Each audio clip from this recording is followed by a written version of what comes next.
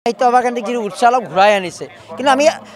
negative নহয় কথা এটা আলোচনা এইকাৰণে কৰিব লাগিব যে মেলা আয়োজন হৈছে মানুহ ইমান ব্যাপক হাৰত আহিছে কিন্তু এই 5 দিনীয়া মেলাৰ ইমান জাকজমকনাই যিটো ছাকচেছ এই ছাকচেছে অসম সাহিত্য সভাৰ ছাকচেছ নে এই যে মানুহ সাহিত্য সভালৈ আহিছে মানুহ সাহিত্য মেলালৈ আকৰ্ষিত হৈছে এইটো উদ্দেশ্য হৈছে এটা চ'ৰ্চ হিচাপে লৈ আগন্তুক সময়ত সাহিত্য সভাৰ যিটো মূল উদ্দেশ্য সাহিত্য উদ্দেশ্য মেলা কেতিয়াও নহয় সাহিত্যিক সৃষ্টি গাঁৱে গাঁৱে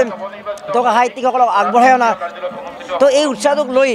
আগন্তুক সময়ত কেনেকৈ আগবাঢ়ে কাৰণ 5 দিনটো এটা আমাৰ বিজ্ঞাপন বা 5 দিনটো এটা মানে আমাৰ আৰম্ভণিয়ে আচলতে 2 বছৰীয়া কাৰ্যকালৰ গতিকে এগৰাকী বিশিষ্ট ব্যক্তি হিচাপে অধ্যাপক হিচাপে এগৰাকী লেখা মেলা কৰা ব্যক্তি হিচাপে এই 5 দিনীয়া আনন্দটোকে সাহিত্যৰ সফলতা বুলি আমি বুকুৰ সাৱটি বহি থকাটো উচিত হ'ব নে এই সফলতাটোক আগলৈ কঢ়িয়াই নিব লাগিব মই ডক্টৰ ভূপেন্দ্ৰ তালুকদাৰ ভট্টদেৱ বিশ্ববিদ্যালয়ৰ পৰা অৱসৰ পাইছোঁ এতিয়া এই পাঠশালাত অধিৱেশনটো এটা অলপ বিশেষ অধিৱেশন হৈছে জাকজমকতাত বাঢ়িছে বা ইয়াত মানুহো বেছি যোৱাকালি বহু লাখ মানুহ হৈছে কিন্তু সঁচা কথা সাহিত্যৰ প্ৰতি আগ্ৰহটো মানুহৰ কম হোৱা যেন লাগিছে আৰু গ্ৰন্থমেলাত মই খবৰ লৈছোঁ গুৱাহাটীৰ গ্ৰন্থমেলা বহুতো আহিছে বিপিনে আহিছে বিক্ৰী সিমান হোৱা নাই বিক্ৰী ইমান কম হৈছে তুলনামূলকভাৱে আৰু মানুহৰ কি হৈছে নাজানো সাহিত্যটো এটা মেলালৈ হৈছে বেয়া পোৱা নাই কিন্তু গ্ৰন্থটো বিক্ৰী হ'ব লাগিব গ্ৰন্থৰ প্ৰতি আগ্ৰহ বাঢ়িব লাগিব পঢ়ুৱৈ সৃষ্টি কৰিব লাগিব আনকি বাতৰি কাকতখন পঢ়া মানুহ এটা নোহোৱা হৈছে মইতো যিটো দেখিছোঁ যিবিলাক 50 বছৰৰ ঊৰ্ধৰ মানুহবিলাক বাতৰি কাকত লয় এতিয়া তাৰ তলৰ মানে বাতৰি কাকত নপঢ়ে এটা সময়ত বাতৰি কাকতখন পঢ়ুৱৈৰ দ্বাৰা বাচি নাথাকিব এডভাৰটাইজৰ দ্বাৰা বাচি থাকিব লাগিব সেইটো এটা মই লক্ষ্য কৰিছোঁ আৰু সাহিত্য মই অসমীয়া এটা যিমান হওক ধ্ৰুপদী ভাষালৈ ৰূপান্তৰিত হৈছে অসমীয়া ভাষা কিন্তু সাহিত্যৰ প্ৰতি মানুহৰ আগ্ৰহটো মানে এই কলা বগা আখৰৰ প্ৰতি যিটো আগ্ৰহ সেইটো অলপ কমি যোৱা যেন মই অনুভৱ হৈছে আৰু আগৰ নিচিনা সেই সাহিত্যিক সৃষ্টিও হোৱা নাই আৰু সাহিত্যৰ প্ৰতি আগ্ৰহটোও নাই লিখা মেলা নপঢ়ে পেপাৰখনেই নপঢ়ে গ্ৰন্থ কিনা মানুহৰ মই দেখিছোঁ গ্ৰন্থৰ টপলা হাতে হাতে নাই কথাটো যে সাহিত্য সভাৰ বিষয়ববীয়াসকলৰ বা কমিটিসকলৰ যিটো মেলাখন আয়োজনৰ কাৰণে যিটো আগ্ৰহ দেখা যায় 3-4 মাহ বা 1 বছৰ ধৰি আয়োজন কৰা যায় কিন্তু সাহিত্যকেন্দ্ৰিক যিটো চৰ্চা সাহিত্যখনৰ ব্যাপকতা আমি ৰঞ্জিত ডাঙৰে ধন্যবাদ দিব লাগিব যে এনেকুৱা এটা আয়োজন কৰিছে বা আয়োজন সফল কৰিছে কিন্তু তেওঁ যোৱা 4টা বছৰত সাহিত্যৰ কাৰণে অবজালিত কি কৰিছে এইটো এটা প্ৰশ্ন ক'ৰবাত আহি যায় এতিয়া কেৱল মেলাখন আয়োজনতে আমি ক্ষান্ত নাথাকি কিন্তু মেলাখন ছাকচেছ কৰিছে বজালীবাসী যিটো হাৰ ওলাই আহিছে এইটো চেলুট দিব লাগিব কিন্তু সাহিত্য সভাৰ আমি যদি বেছিক কেৰেক্টাৰলৈ যাওঁ বেছিক কেৰেক্টাৰ কি আছিল যে অসমীয়া উন্নতি ভাষা অসমীয়া ভাষা উন্নতি সাধিনী সভা গঠন কৰিছিলে গতিকে তাৰ উদ্দেশ্য ভাষা সংস্কৃতিৰ চৰ্চা আছিলে কিন্তু গোটেই মেলাখন ঘূৰি আমি যদি ইয়াত যদি বিভিন্ন ঠাইত অলপ বেনাৰ চেনাৰ কৰি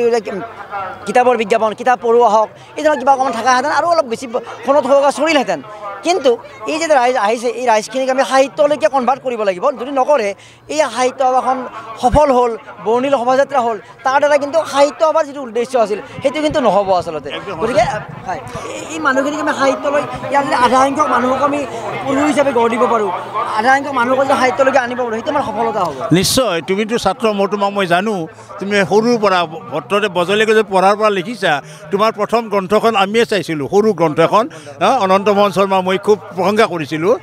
সত্য কথা ময়ো এজন লিখক মোটামুটি সৰু লিখক মই 7খনমান কিতাপ লিখিছোঁ প্ৰকাশ কৰিছোঁ বিদেশ যাত্ৰা কৰিছোঁ আৰু বাতৰি কাকত নিয়মীয়া বাৰ্তা আৰু খবৰ আৰু আমাৰ অসমত মই লিখি থাকোঁ যোৱাকালি পৰহি এটা ওলাইছে ভট্টদেৱ বিশ্ববিদ্যালয় নিয়মীয়া বাৰ্তাত সঁচা কথা মই একদম এইটো মেলামুখী হৈছে আমাৰ সাহিত্য বা মানি লৈছোঁ সুন্দৰ হৈছে গোটেইখিনি ভাল হৈছে কিন্তু যিটো আচল লক্ষ্য বা উদ্দেশ্য সাহিত্যৰ প্ৰতি আগ্ৰহ কৰাটো মানুহক সাহিত্য সৃষ্টি কৰাটো সাহিত্যৰ প্ৰচাৰ হোৱাটো প্ৰসাৰ হোৱাটো সেইটো কিন্তু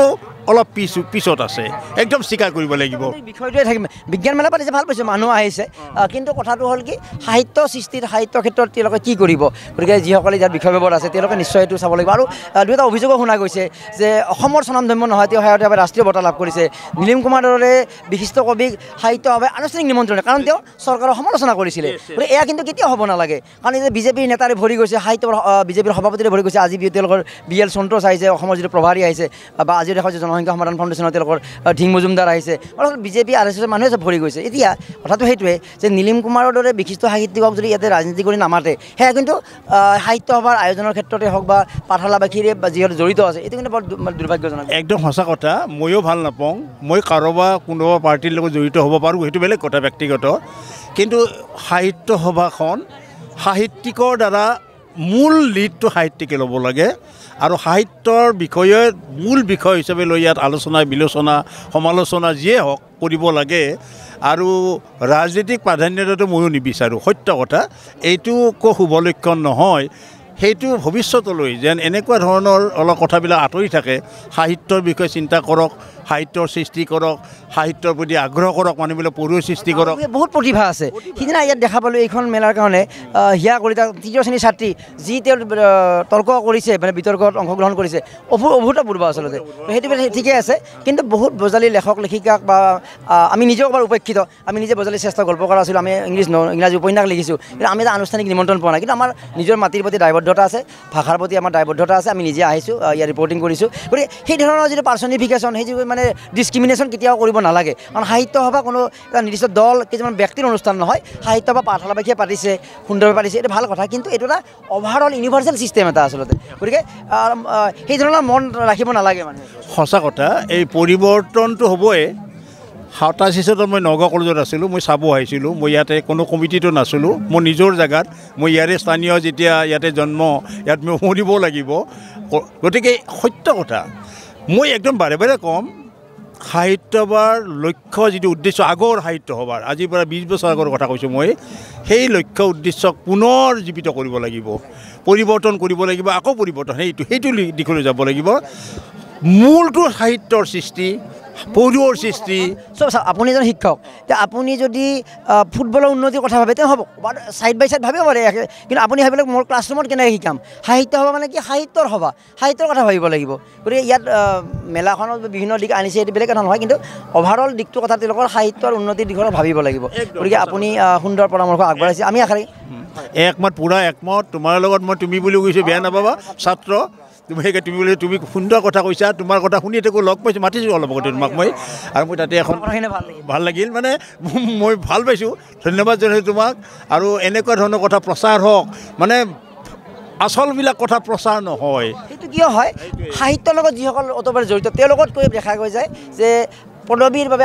আগ্ৰহ থকা ব্যক্তিবিলাকৰে তাত মানে বেছি মানে হেতাৰ পৰা দেখা যায় তাৰ ফলত সাহিত্যটো ক'ৰবাত পিছ পৰি থাকে সেইবাবে আমাৰ অনুৰোধ আগন্তুক সময়লৈ এইটোৱে ভাবে কিছুমানে যে এইটো অলগতীয়াল আমি জাকজমক কৰি পাতিব লাগে মানুহক দেখুৱাব লাগে মানুহৰ সমাগম হ'ব লাগে কিতাপ এখন বিক্ৰী নহওক সেইটো হ'ব নোৱাৰে কিন্তু গ্ৰন্থমেলা পাতি সাহিত্য ইমান বিশাল এৰিয়া ইয়াত এই মানুহখিনিক সাহিত্যলৈ আকৰ্ষিত কৰাৰ কাৰণে তেওঁলোকৰ উদ্দেশ্য হ'ব লাগিছে হয়তো আমি বেনাৰ চেনাৰ দি আহক আমি কিতাপ পঢ়োঁ এই ধৰণৰ বিষয় এটা ভাবিব লাগিছিলে আচলতে কিন্তু আমি সমালোচনা কৰা নাই আত্মসমালোচনা কৰিছোঁ নিজৰ ঠাই গতিকে আমি কিন্তু আগন্তুক সময়ত যেতিয়া এটা মেছেজ এটা যায় ধন্যবাদ জ্ঞাপন কৰিছোঁ আপুনি এইখিনি এটা আমাৰ বাৰ্তালাপ কৰিলে হয় গতিকে ধন্যবাদ জনাইছোঁ আৰু তুমি মোৰ ছাত্ৰই তোমাৰ লগ পাই খুব ভাল পালোঁ বহু বছৰ লগ পোৱা নাছিলোঁ ধন্যবাদ জনাইছোঁ আৰু ফটোগ্ৰাফ ক্ষেত্ৰৰ পৰা এই বাৰ্তাৰে আকাশ দেৱৰ সৈতে মৰম কুমাৰে বিদায় লৈছোঁ ধন্যবাদ